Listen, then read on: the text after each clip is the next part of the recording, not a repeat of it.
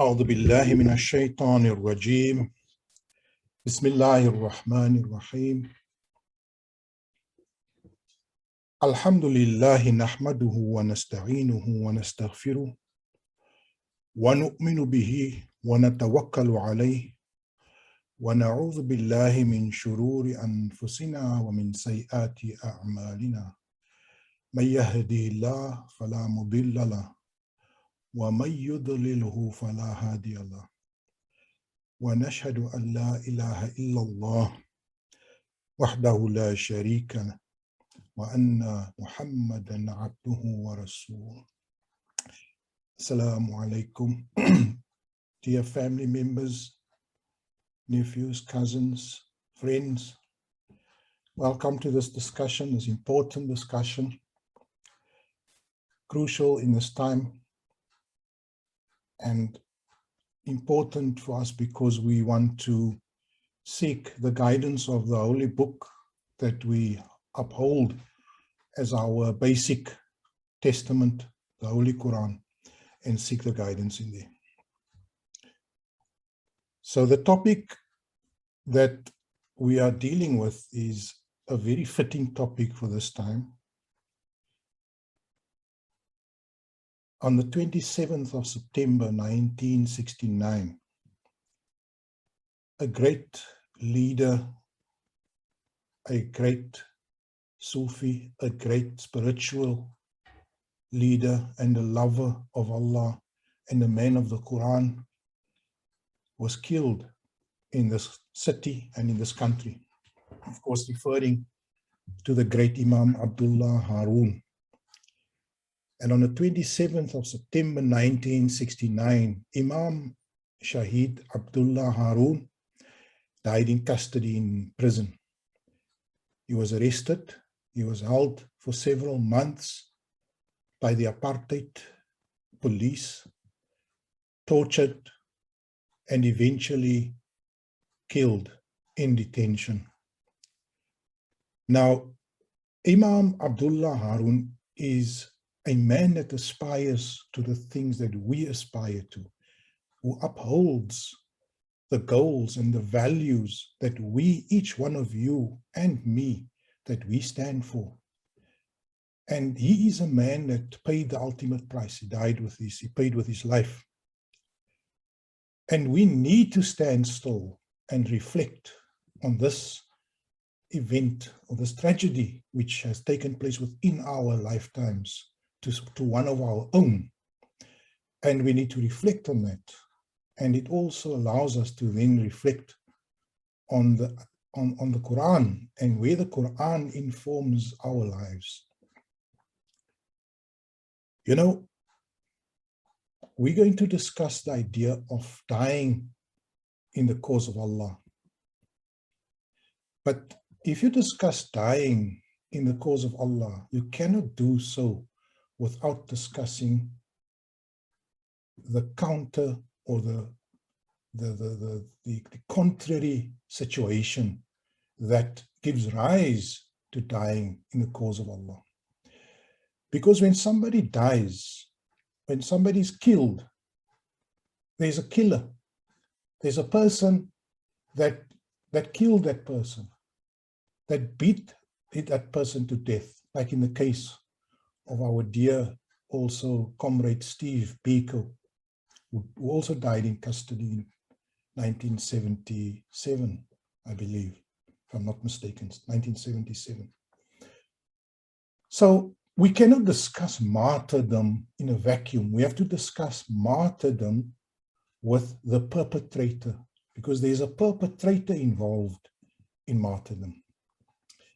And so let me discuss, what we're going to do this evening in our discussion is we will look at the various questions that we want to answer regarding this concept of martyrdom at the hand of the Quran. So I'm not going to give you a heap of speculation and my thoughts. I will give you a heap of verses from the Holy Quran. And so the first thing we need to discuss, before we can discuss martyrdom, is the idea of the perpetrator. Because I don't want us to discuss martyrdom without looking at the causal conditions that give rise to martyrdom. And the causal situation that must arise for martyrdom to become a prospect is tyranny. Tyranny, the tyrant, the oppressor, the murderer. And so we need to start off the discussion by looking at tyranny. You know, Islam and the Quran is not a pie-in-the-sky book. It's not a pie-in-the-sky religion. It's not a pie-in-the-sky code that we live by. It's a code that addresses every aspect of humanity, and more so, especially those aspects that are profound, that have wide-ranging and a very broad impact on humanity. Now, tyranny, or the propensity for some people to become rankly or unjust, grossly unjust, and indifferent to the suffering of others, is a very important element within life, within the world, that the Quran addresses. You know, you've all been maybe the victim of a tyrant. You know, tyrant can arise in various forms. A tyrant could be a bully at school. A tyrant could be an abusive teacher or a priest. A tyrant can be a group of people who have power over others. And a tyrant can be the rich that inflicts harm and punishment on the weak or on the poor. And a tyrant can be a government that has the reins of power, the military, the police, and that uses those reins of power to inflict suffering and pain on masses of people. So tyranny is a major problem, and the Quran makes recognition of this problem of tyranny. It refers to the idea of oppression as dhulm, dha, lam, mim, zulm. Look it up. It appears many, many times in the Quran. The dhulm is the state of oppression and injustice inflicted on others. And the zalim is the one who does the inflicting and the perpetrating of that injustice. So the Quran is replete with the idea of tyranny and the oppressor and the causer of suffering of the masses or of the few. Tyranny is not just inflicted by the many on the few or the few on the many. You know, it could be either or. And we live in a world where we are not strangers to tyranny. You know, in your work situation, you might have faced an unfair situation where you are not even allowed to question that unfairness. In your everyday life, if you lived long enough, if you lived before 1994, like many of us who are in the older age bracket, you will be very, very well aware of the tyranny of apartheid, where apartheid ascribed to different people of different ethnic and racial categories different rights and different beneficiation from the state. So the state would allocate to white people 10 times more benefits in terms of education, in terms of welfare. That is just the state itself, and would allow to the white people a much greater lavish choice of lifestyle than they would to anyone that was to the black members of the population. So if you lived long enough, you know about apartheid. But even if you do not know apartheid, you know, you might have read in books about colonialism. You might have read about slavery. There was a time of slavery which only ended 150 years ago in 1865 or 1860, when the American Civil War was fought. So slavery was a form of tyranny inflicted on the black people of the world from Europe and the West. But then there was also colonialism inflicted on many parts of the world, where your country was just simply commandeered. It was taken possession of. You know, people here know India was ripped off by the English. The economy was devastated. South Africa, we saw the impoverishing of the country, removing of all its mineral wealth under colonialism. China, we saw the opium wars, where Britain went to war to enforce its trade of opium in China. So we've seen tyranny, we've read about tyranny, colonialism, slavery, apartheid, and today we face continuous tyranny. Tyranny is still a very, very much a part of our lives. If you look at South Africa, you may be one of the lucky ones that find yourself living in a respectable house in a prestigious area. But what you're not seeing are all those tens and millions of people that are dumped, children that are dumped within the squalor of the township or the informal settlement, where services are just non-existent, where there's no sewage removal. Every human right is just overlooked, and people are just kept in poverty. The tyranny does not just include the government. The tyranny includes those who are the wealthy in society, the super rich, the elite within our society. At a global level, the same thing. We've heard so many times of the 1%. Now, currently, you cannot not notice the tyranny of the COVID masters who are enforcing lockdowns on people and not making any form of compensation for those people. So you are forced to close your hairdresser or your small, beauty shop or whatever, and there's just no accommodation. So you've got to go hungry. That is tyranny. Lockdowns with no compensation. It's an unreasonable demand on people. Now you can say, yes, but what COVID.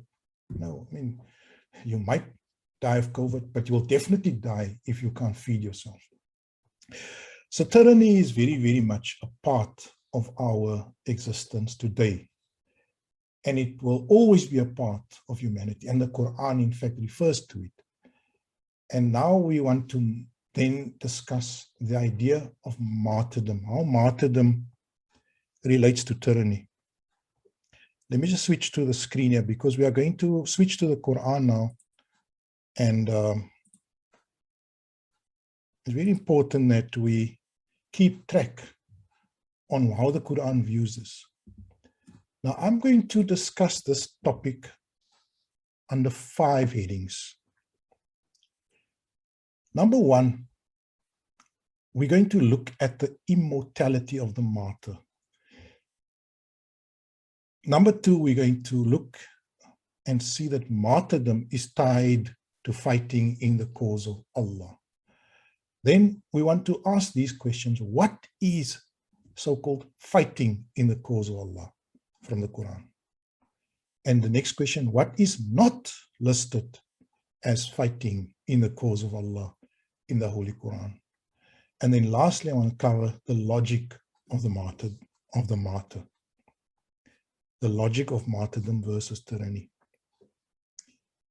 Let's first look at what our holy, noble book says about the immortality of the martyr. And I assure you that the Quran views the martyr in very, very glowing terms. Here's a few examples. I don't know if I'm going to go through all of them, but let me show you a few of the verses of the Quran. أعوذ بالله من الشيطان الرجيم بسم الله الرحمن الرحيم ولا تحسبن الذين قتلوا في سبيل الله أمواتا بل أحياء عند ربهم يرزقون فرحين بما آتاهم الله من فضله ويستبشرون بالذين لم يلحقوا بهم من خلفهم ألا خوف عليهم ولا هم يحزنون. Allah says in chapter 3, verse 169, think not of those who are slain in Allah's way as dead. Nay, they live, finding their sustenance in the presence of their Lord. And verse 170, they rejoice in the bounty provided by Allah, and with regard to those left behind, who have not yet joined them in their bliss. The martyrs' glory in the fact that on them is no fear, nor have they cause to grieve. Remember, we are looking at the immortality of the martyr. The idea by martyr, we mean a person who dies in the cause of Allah, who sacrifices his own life or her own life for the cause of Allah. It is a highly, highly raised status in the Holy Quran from those two verses. Let's look at another verse. And Allah says in this verse, Inna Allah ashtara minal mu'minina anfusahum wa amwalahum bi anna lahumul jannata yuqatiluna fi sabilillahi fayaqtuluna wa yuqataluna وعدا عليه حقا في التوراة والإنجيل والقرآن ومن أوفى بعهده من الله فاستبشروا ببيعكم الذي بايعتم به وذلك هو الفوز العظيم. And the meaning, Allah hath purchased of the believers their persons and their goods, for theirs in return is the garden of paradise. They fight in his cause and slay and are slain, a promise binding on him in truth through the law, the gospel and the Quran. And who is more faithful to his covenant than Allah? Then rejoice in the bargain which you have concluded. That is the achievement supreme. And then another verse. وَالَّذِينَ هَاجَرُوا فِي سَبِيلِ اللَّهِ ثُمَّ قُتِلُوا أَوْ مَاتُوا لَا يَرْزُقَنَّهُمُ اللَّهُ رِزْقًا حَسَنًا وَإِنَّ اللَّهَ لَهُوَ خَيْرُ الرَّازِقِينَ. Those who leave their homes in the cause of Allah and are then slain or die, on them will Allah bestow, verily, a goodly provision. Truly, Allah is He who bestows the best provision. Last one. لَيُدْخِلَنَّهُمْ مُدْخَلًا يَرْضَوْنَهُ وَإِنَّ اللَّهَ لَعَلِيمٌ حَلِيمٌ. Verily, He will admit them to a place with which they shall be well pleased, for Allah is all-knowing, most forbearing. So by means of introduction, what we see here is that the station of martyrdom, or dying in the cause of God, the cause of Allah, is ranked as a very, very high station. The martyr, or the person who dies in the cause of Allah, the cause of God, is promised nobility in the year after, is promised immortality, in fact. The martyr is promised immortality. The martyr is informed that if they should die while fighting in Allah's cause, they do not die. They in fact continue to live, and their sustenance is with Allah. That is what these verses have spelled out very clearly, without any doubt. So from the Quran, the martyr enjoys an extremely noble and high station. What we also find from these verses is that martyrdom, dying in the cause of God, is tied to fighting in the cause of Allah. So there can be no martyrdom without fighting in the cause of Allah. Wherever we've seen the idea of martyrdom, it is linked to fighting in the cause of God. And so now the next question we must answer, but let's first see there's a verse here. أُذِنَ لِلَّذِينَ يُقَاتَلُونَ بِأَنَّهُمُ الظُّلِمُوا وَإِنَّ اللَّهَ عَلَى نَصْرِهِمْ لَقَدِيرٌ. I'm saying martyrdom is tied to fighting in the cause. And here we see those against whom war is made, permission is given to fight because they are wronged. And verily, Allah is most powerful for their aid. And then the next verse, I'll go for the English only. Go you forth, whether equipped lightly or heavily, and strive and struggle with your goods and your persons in the cause of Allah. That is best for you, if you but knew. And then let me do the English of this. Let those fight in the cause of Allah who sell the life of this world for the hereafter. To him who fighteth in the cause of Allah, whether he is slain or gets victory, soon shall we give him a reward of great value. Martyrdom is undoubtedly in the Quran tied to fighting in the cause of Allah. So I've raised several points here, and I want you to follow my logic here and the logic of the Quran. Number one, for there to be martyrdom, there has to be tyranny. Can we be agreed on that? There has to be tyranny for martyrdom to become a prospect. Martyrdom, dying in the cause of Allah, is ranked as a supreme sacrifice, is one of the highest, noblest stations. And it is in the Quran regarded as a station of immortality, a station that provides or gifts to the martyr immortality. And then the next point I want to make is that martyrdom is linked to fighting in the cause of God. Now I'm coming to the next question now. I hope you're still following with me the logic here. What is fighting in the cause of Allah from the Quran? Now we need to reflect on those verses and ask the question, what is fighting in the cause of God? And I want to answer both questions. What is not listed as fighting in the cause of Allah in the Quran? So these two questions we need to answer very, very importantly.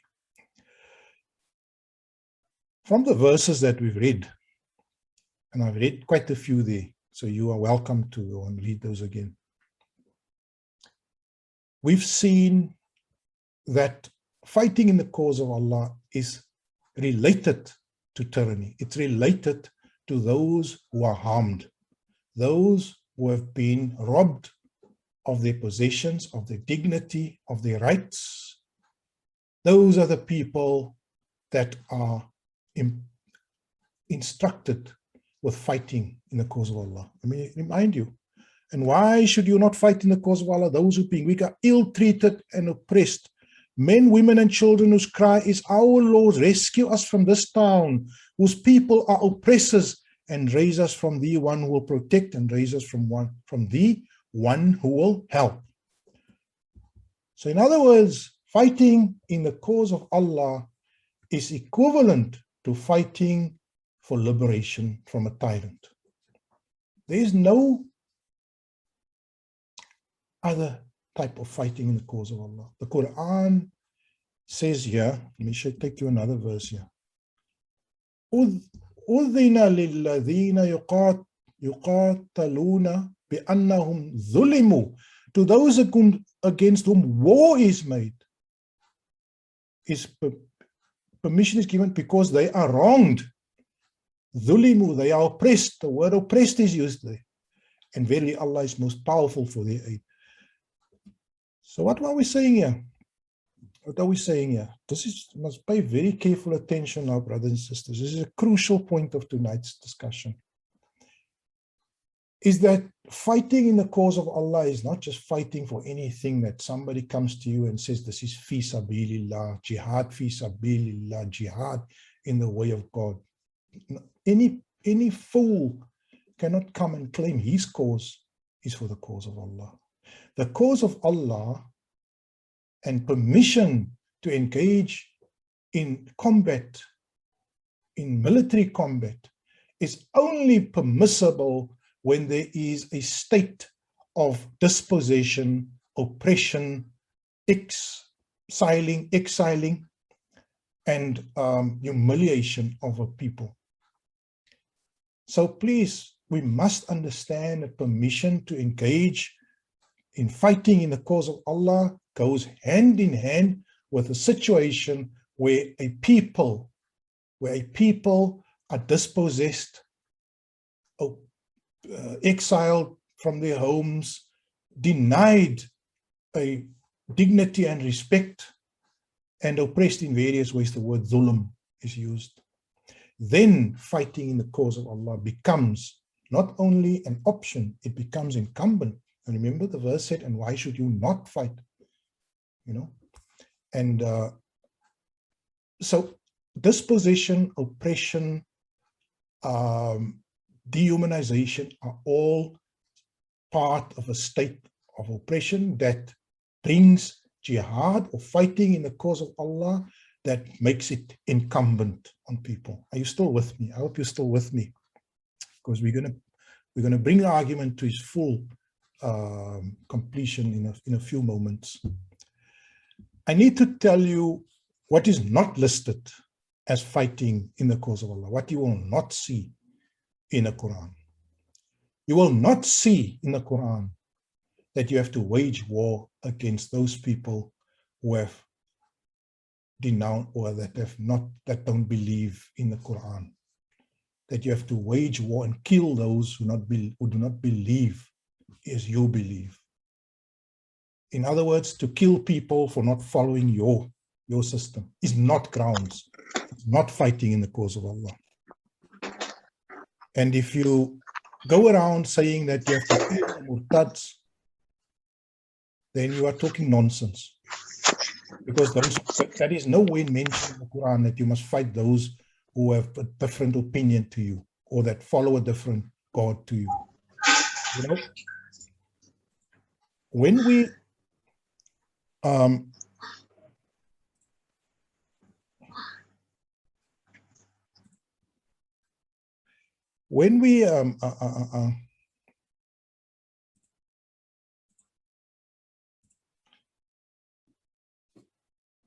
look at the verses of the Quran, what we see is that fighting in the cause of Allah is always, and the permission to fight is always tied to a state of dispossession, oppression, dehumanization, humiliation, robbing of people, you know, exiling of people, preventing them from living their lives harmoniously.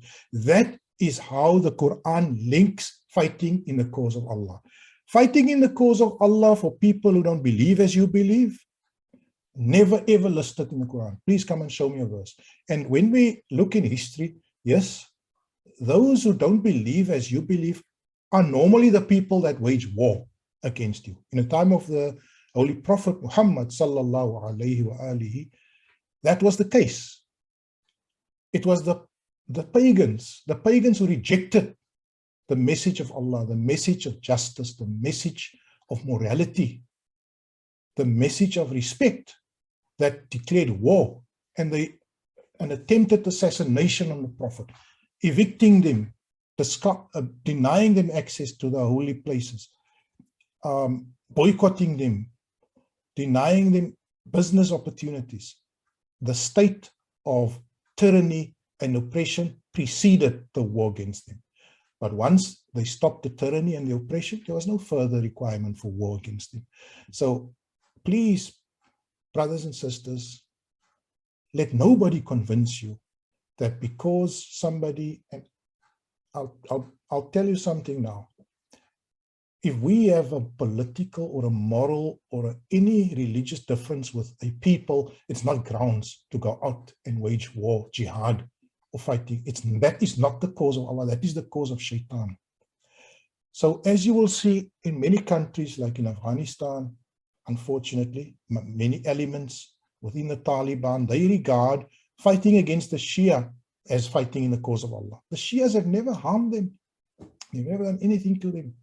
But they believe that. In South Africa, you find these people go to a mosque and shoot and stab people. We've seen it in Durban a few years ago.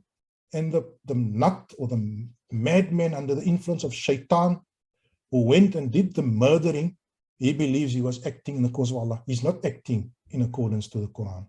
The Quran, as I'm going to emphasize this over and over, the Quran only links fighting in the cause of Allah or qatl, war, waging war, with being dispossessed, being a victim of tyranny.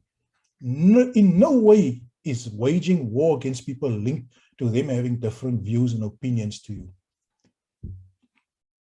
I think I've made that point clear.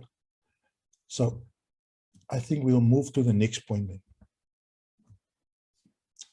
So we have to, brothers and sisters, link the idea of martyrdom to the idea of tyranny. There's no other martyrdom. You cannot say, I blew myself up and I killed people in a mosque and I'm a martyr. You're not a martyr, you're a shaitan and you will burn forever. Because if you kill one person unjustly, it's as if you kill the entire humanity. And so if you kill people in a church or in a mosque or wherever, you're a devil. You're not a martyr. And devils go to hell, they don't go to heaven. So what is the logic of martyrdom versus tyranny? We then bring the discussion back, and I want to relate, and I want to only locate the idea of martyrdom now within a discussion on confronting tyranny. Please, you must agree with me on one thing tonight, and that is that we will only use the word martyrdom in relation to fighting in a system of tyranny. Now, yes, there are many hadiths and books that make other people also a martyr. You know, the victim in an epidemic is said to be a martyr, the person who dies in an epidemic. I want to say that's in the hadith books. Let's tonight confine ourselves to the view of the Quran. There's no Quran verse that says if you die in an epidemic, you're a martyr. In the Quran, what we get all the time is that you have to confront the tyrant, you have to fight him, and if you die, you are an immortal creature and you will go to the highest ranks in the sight of God Almighty. So what is the logic of martyrdom in the system of tyranny? I'm going to change the discussion slightly now for the last few minutes and bring it a bit home. I hope you are with me now. You've all gained the solid understanding of where martyrdom fits in. First of all, let me take it off the... First of all, tyranny, we're changing the discussion here and we're looking at tyranny and martyrdom. How does martyrdom relate to tyranny?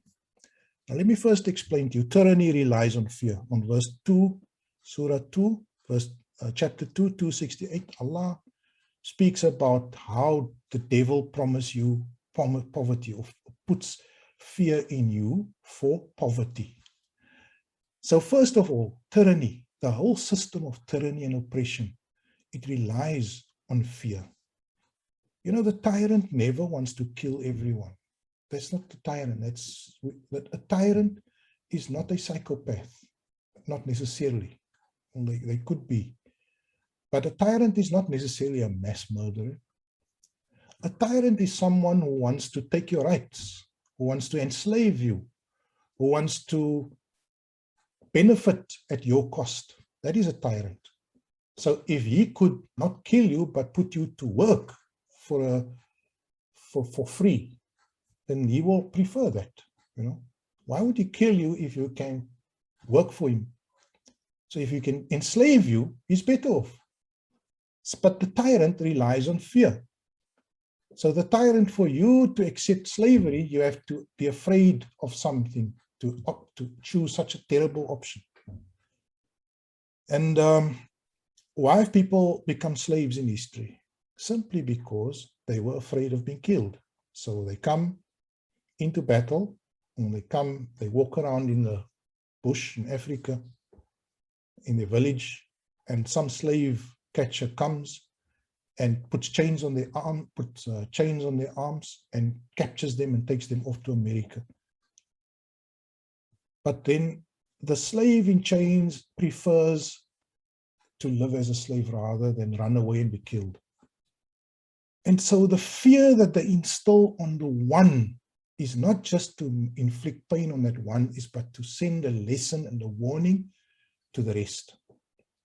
So the teacher, the nasty teacher, when I was a teacher, I used to, many years ago, I used to hear the other teachers say to me or discuss, and they say, you must make an example of one, and then the others will all be afraid. So in other words, during the old days when corporal punishment was allowed in the classroom, their suggestion was, beat the hell out of one of the kids, and the rest, when they see that, they will fall in line. And that is exactly the psychology of tyranny, is that you don't want to kill people. You just want to put the fear of death in them. But there's other forms of fear. The only fear is not just about dying. I mean, they're not just threatening your life. Most of us are not feeling threatened. But there are other forms of fear, like we see in verse 2, chapter 2, verse 268. Satan promises you or puts the fear of poverty in you. There are other forms of fear. People also toe the line or go along with an oppressive system because they're afraid of losing their jobs. They're afraid of losing their income and their salary. And if they lose their salary, they can't pay their bond and their rent, and then they get kicked out, and their children can't pay their school fees, and everything just goes completely down. So loss of income is another fear that the system of tyranny relies on. In fact, in America and in South Africa, you wouldn't go and speak against Zionists very quickly. The radio that I was a part of for many years, Radio 786, they ran some programs that exposed the crimes of Zionism and of Israel. And very soon, they were under attack from the South African Jewish Board of Deputies, and they were charged with contravening the broadcasting code of South Africa. And they were facing a lawsuit which would put them out of business. In fact, the lawsuit, which I was partially a part of for a short while, cost the radio station more than 10 or 12 million rands. 10 or 12 million rands, a small community radio station.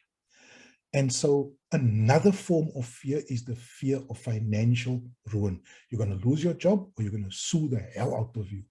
That is the other fear. And so what happens is you accept the system of tyranny. You decide, no, look, I mean, these guys, the Zionists, Israel, I'm going to just keep quiet now because I don't have 10 million, 12 million. And so you rather toe the line. But there are other forms of fear, like social peer pressure. So they will turn society against you. They will slander you.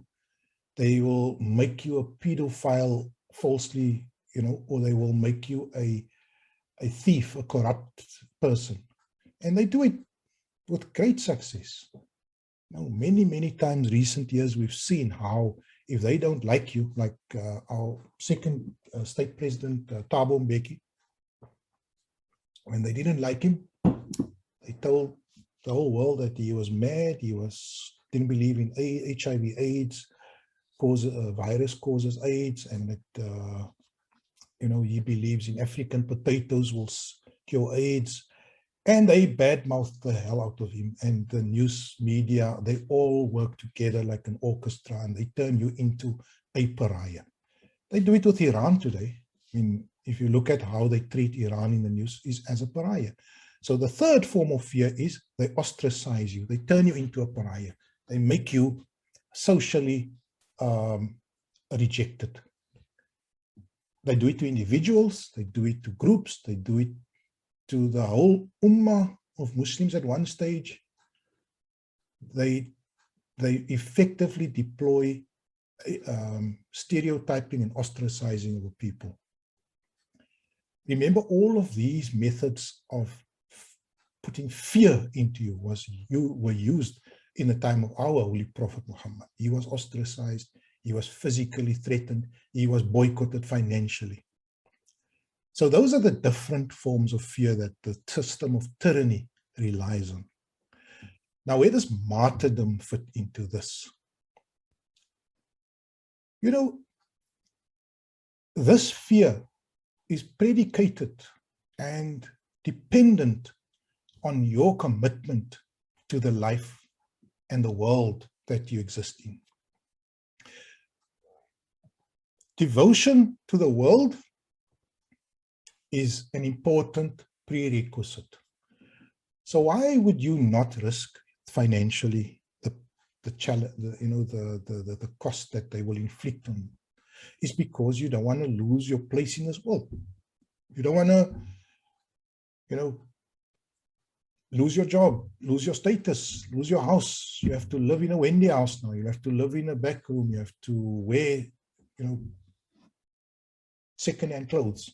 So poverty is the one, and we need to maintain that lifestyle. So it's a devotion that the fear of the tyrant is actually coupled with a devotion to the world and to its, glitter and glamour. And the martyr the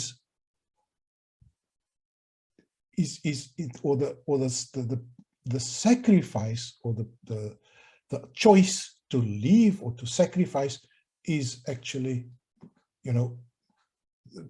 it means the devotion. You have to be devoted to Allah and not to the world. So what we're saying by martyrdom, I'm going to finish off in the next two lines. There's 2 lines here. Love of martyrdom is the ultimate loss of fear for man and the ultimate gaining of love for Allah. I'm going to repeat that now. Love of martyrdom is the ultimate loss of fear for man being the tyrant, and the ultimate gaining of love for Allah.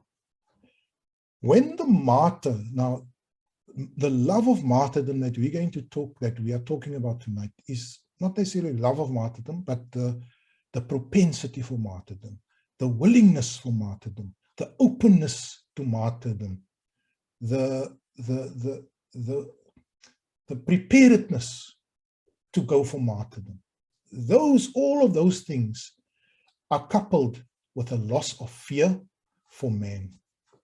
It's the ultimate loss of fear for man. When you invite or welcome or entertain the prospect of taking a bullet in the head, or taking a sword in the heart, or taking a loss of income, or taking a loss of prestige, when you entertain and when you open your heart and you open yourself to those prospects, then by definition, you have closed yourself off to the enslavement to the tyrant, because the tyrant only relies on that. The tyrant has got nothing else but fear against you. So if you lose that fear, then the tyrant loses all his effectiveness. The tyrant has no other weapons in his arsenal except fear. So if you lose fear, and the highest fear is the fear of death, if you lose fear of death, you also lose fear of poverty, you lose fear of loss of prestige, and you become what is called a walking martyr, the witness to Allah subhanahu wa ta'ala. Technically, the word martyr in Muslim theology is the shaheed. We use the word shaheed, although the Quran doesn't. I haven't seen the word shaheed being used.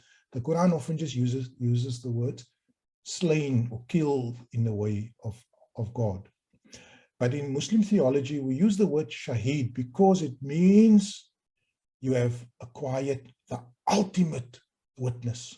You are the witness that is not contaminated by money, by prestige, even by physical means or physical pain or suffering. So the love of martyrdom is the ultimate loss of fear for man and the ultimate gaining of fear of Allah. Love of martyrdom is therefore the antidote to the antidote to tyranny. Love of martyrdom. And when we say love of martyrdom, remember, I don't want us to think anything else of this except by understanding it as the willingness to martyrdom, or the preparedness for martyrdom, or the availability for martyrdom, is the antidote to tyranny. The tyrant is not able to enslave the people if there is the preparedness for martyrdom. There's a verse in the Quran that puts it all in perspective, because we are human. And the verse says, Kutibu alaykum al-qital wa huwa kurhun lakum wa asa an takrahu shay'an wa huwa khayrun lakum wa asa an tuhibbu shay'an wa huwa sharrun lakum wallahu ya'lamu wa antum la ta'lamun. Fighting is prescribed for you and you dislike it. But it is possible that you dislike a thing which is good for you, and that you love a thing which is bad for you. But Allah knoweth, and you know not. Alhamdulillah, Rabbil Alameen. By means of a quick summary, brothers and sisters that have tuned in, tyranny is a reality. It is part and parcel of the way the world works. There will, because human beings have free will and free choice, there will always be some of them who will abuse that right, that power of free will and power. That power can be abused by a government, by an individual, by a wealthy class, by a particular ethnic group, by a certain clique, by a mob, and then they become tyrants. The Quran offers the antidote to tyranny, which is martyrdom. The Quran describes that those who are the victim of an oppressor, who are the victim of theft, who are the victims of a corrupt system where they are being harmed, are given permission to take up arms and to confront that system by any means necessary, and to lay down their lives in the process. Furthermore, the Quran argues that those who lay down their lives in such a battle are given the highest status in this world and in the year after.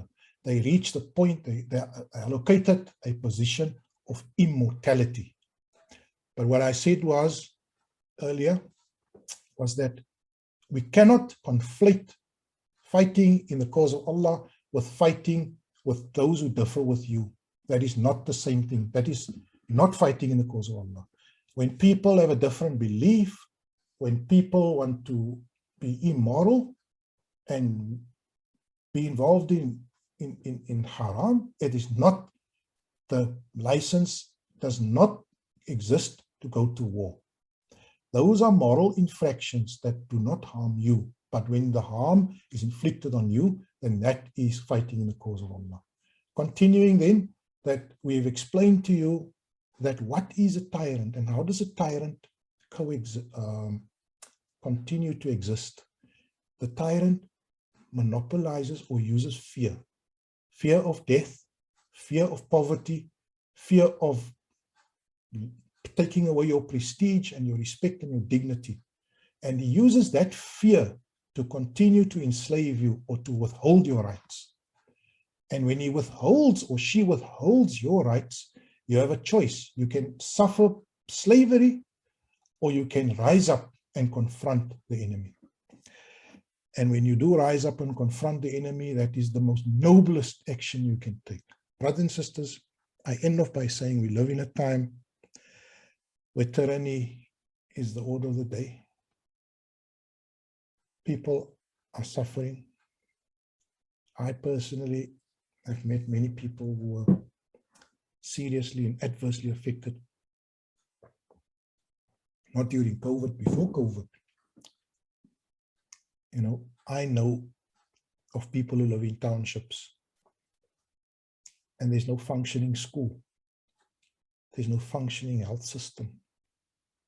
So what we're saying is that if you find yourself in a situation where you or others around you are deprived, are oppressed, are denied the basic dignity and rights, and you sit there and you go about your daily business and you don't take any action, or you don't question it, or you have a good night's sleep and you carry on with your job as usual, you are not following the Quran, brothers and sisters. I'm here to tell you that, to warn you, because that's what we have to do. We have to warn each other. You cannot go about your lives and people are suffering around you and you living like it's nothing. Then it's not this. That is not the religion of the Quran. Then you must be honest to yourself and say, I don't follow the Quran.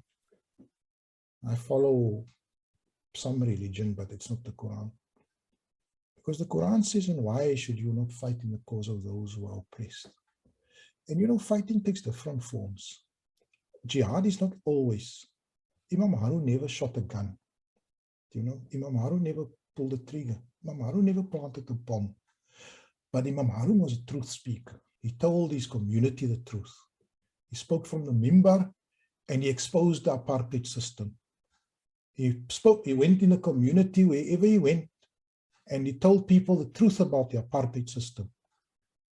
And there was no guns drawn, there was no bombs planted, but yet just by virtue of speaking out, he was arrested and detained and brutally tortured and then killed. But he's a martyr. He's a martyr. In whatever way you want to define a martyr, in the Quranic sense of the word, he's a martyr. So that is the Imam Harun that we aspire to. Now, you and I, we are not maybe, you know what, the Quran sets the goal there for you and me. It's up to us to see how close we can move to that goal. But what I'm saying to you is that you cannot sit there and let the world around you commit all these evils and atrocities, and all you've got in your mind is, I need to upgrade my car. Let me say to you, I'm very scared when it comes to confrontation. I'm not myself somebody who relishes the thought of confronting and being in trouble with the government or the state. When I was arrested 3 times, it was pain. It was scary. It was scary when people broke the door and came in and pulled me out of bed and, you know, invaded my house and told me 3 o'clock in the morning I have to get dressed, and pulled me into the car and locked me up. It wasn't nice. It was painful. I maybe have some, you know, if I think about it, sitting alone, it's still not a nice thought. Being interrogated, it's not nice. But you know what? When I read the Quran, I say to myself, well, at least, you know, alhamdulillah. And I'm not here to blow my trumpet. I'm here to say to you that I'm not Allah says, do you enjoy right conduct on people and forget to practice it yourself? I cannot tell you about martyrdom if I'm not prepared for martyrdom. How can I do that? Then I'm a joke, man. I'm a joke. If I come here and I preach martyrdom, but I myself, you can't find me when there's trouble. You can't find me when there's an oppressor. Alhamdulillah, brothers and sisters, I hope we've all benefited from this. If there's nobody, then we're going to sign off. It's gone on for an hour. Wassalamu alaikum wa rahmatullahi wa barakatuh.